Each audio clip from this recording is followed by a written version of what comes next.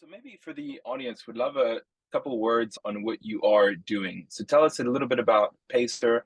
How did that come Yeah. about, and what are you guys specializing in? So we specialize in behavioral design, and so it starts really with a huge focus on what guides human decision making, right? I like to think we're more rational beings. We are really a mystery unto ourselves. And it's like, how can you bring those insights in terms of what, like the heuristics, the biases, the effects, how that guides decision making, and then how can you take those insights, get creative with them, and provide experiences which improve business outcomes.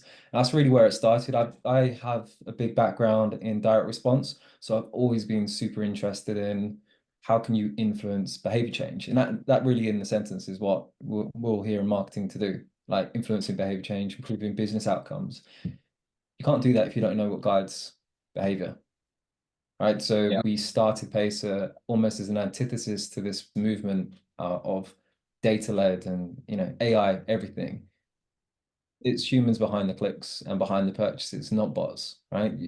We're not selling to a standing audience. You're selling to a moving march, right? So we try and bring that human element into everything that we do. And that's why we started. A little bit of differentiation has never hurt you.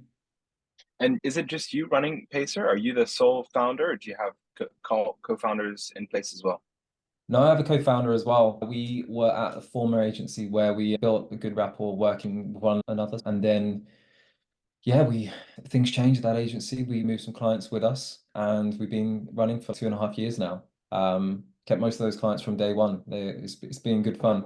We balance each other like quite well, I think, because I come with more the strategic CRO, customer experience background, and he's more on the design, but somewhat a bit of a unicorn, design development. So he leads our products, manages our designers, our developers, and so on. Cool. And tangibly, what do you guys deliver now for your clients? It sounds like you've got some folks on a retainer basis with you guys, but then you also do some perhaps like one-off project type work.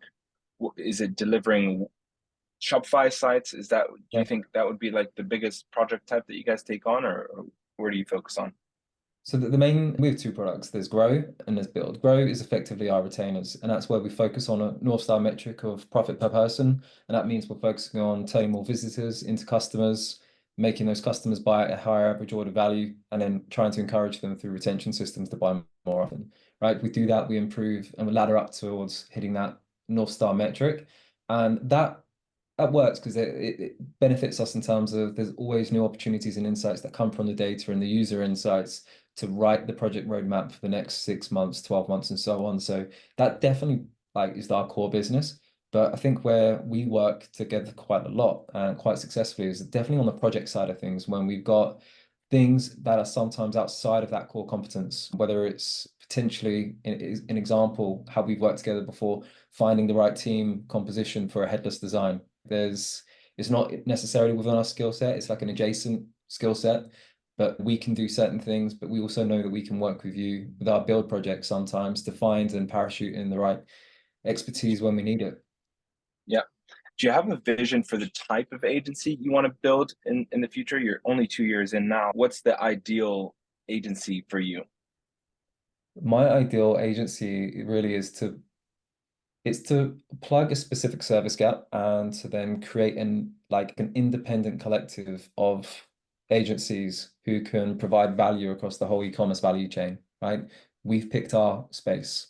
We focus on customer experience, improving conversion rates, customer value optimization as well. But then there's so many other partners that we work with, from ad creative capabilities to 3PLs and logistics. And there's so many other parts of that. And my idea is to build a bit of an invite-only network of agencies where we can bring together our capabilities to whatever the job is to be done, we can move it within the network. Nice. I love that. I love that. And when you see the roll-ups in the agency side of things, that's essentially what they're doing. They're creating like a network of different agencies that offer Yeah. various capabilities across the gamut. Now, tell me about finding new clients, the growth side of things in your agency. Is that something that you think you've got really dialed in, or right now is it really your reputation that's leading the way? Do you have engines in place, or like how do you get new business? Do you know, we've struggled with outbound. It's just never I think you always have to do what fits naturally, and that just doesn't fit with our sort of founder set. We're not natural salespeople, and we're very good at what we do. And a big part of that is how do we make sure we can get that in front of people? So part of our focus in repositioning at the beginning of the year was to focus on inbound, and it has been through that has led to the position that we're in.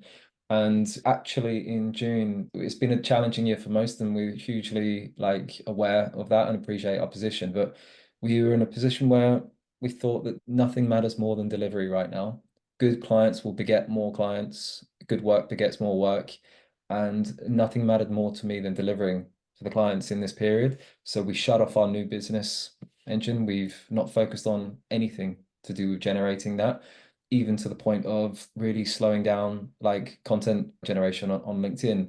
And LinkedIn is our primary channel. I just think that Twitter, it's definitely something we want to focus on, and like this is huge within our industry. But I think LinkedIn has definitely been the most fruitful ground for us. And it's, I think, just focus on adding value and creating content that, whether it's tactical, strategic, philosophical, or trending, we plan our content around those areas. And it's whatever sparks interest and how people respond to that. And we've been producing some good work for some very good clients. And a lot of our other new business wins beyond the inbound responses that we've had has been referrals. And I'd say referrals make up about 80% of our client base. I want to switch gears and talk about the growth side of things, because with new clients comes more work, and then you just have to do more work, which probably means expanding the team. We've partnered a little bit via Storetasker, and you've hinted at that earlier. How do you think about capacity on your team in-house versus outsourced folks, utilizations, all these different things? I think that those are like some of the most critical components of running a successful agency, and they're human problems and they're difficult to tackle. How do you approach talent at Pacer? Utilization rates, target like 80% to make sure that we've got enough utilization to justify the headcount before we go and hire. And I think that a very good on-ramp in terms of being able to deliver the work while getting to that level of profitability. We've definitely seen value to Storetasker in that place as well, is because you don't have to say no to the work or the incremental opportunities without worrying necessarily about, do I have enough FTE here to be able to then justify the headcount and going to market to sign up that new employee. So it's really like a good scaling opportunity. And we've definitely, I think you'll agree, like taken full advantage of that with Storetasker. Yeah. Yeah. I mean, it's been awesome to work with you guys, because the work that you're taking on is really high quality work. And so the experts that we have in our network, they're pumped to be working with you guys too. So it's a win, I think, for everybody involved. Awesome. Maybe one last question around like the everyday life and running an agency. Has there been anything that's like surprising, or that you've enjoyed more than you would have thought, or any hot takes on what it's like to be in your shoes as an agency owner? I think you feel the success and the failures more when it's yours and you're so closely attached to the business as well. I think you feel such huge responsibility for that. So I think that although the difficult times can sometimes probably be a bit more difficult, it's the good times are way richer and just so much more enjoyable when they come along. So that is definitely been a big learning curve. I think that the other part is having to systemize yourself and process yourself out of what you're doing, because we all start as freelancers that bring on more work, that then have to hire more freelancers that turn into full-time employees. But it's a well-trodden path. And I think that eventually getting to the position that we want to do, whether we're required or get to a point where we can fund the lifestyle that we want, it's making sure that you know your process well enough that you can get yourself out of the job, and then make sure that you have the right access to talent who have a clear understanding as to what the expectations are. And I think that's been two of the biggest eye-opening moments of the agency. Yeah, I hope that answers the question. Yeah. Thank you so much, Joe. Much appreciated. And thanks for sharing all your insights. No worries. Pleasure.